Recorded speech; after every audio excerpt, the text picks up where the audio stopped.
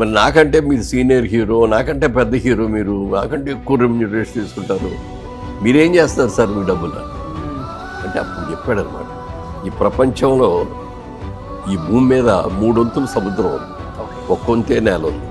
ఈ ఒక్కొంత నేలలో మంచు పర్వతాలు ఉన్నాయి, అక్కడికి వెళ్ళి బతకలేము, చలికి తట్టుకోలేము. లేకపోతే ఎడారులు ఉన్నాయి, అక్కడ నీళ్లు దొరకవు, అక్కడ ఉండలేము. ఇక నివేశ స్థలం అనేది లిమిటెడ్, వెరీ లిమిటెడ్.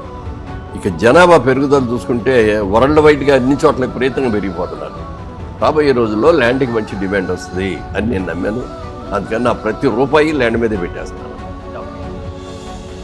ఒక్కో రోజు ఆయన షూటింగ్లో ఉండగా ఎవరైనా డబ్బులు తెచ్చిస్తే కూడా ఆ డబ్బులకి రేపు పొద్దున వస్తాయని తెలుసు ఆయనకి. షూటింగ్ దీనిని కొన్నాళ్ళని ఆ బ్రోకర్స్ మీడియాస్ అక్కడక్కడే ఇచ్చే ఉంటాం. అట్లా చేసాడు. చాలా పెద్ద ప్రాపర్టీస్ కొన్నాడు.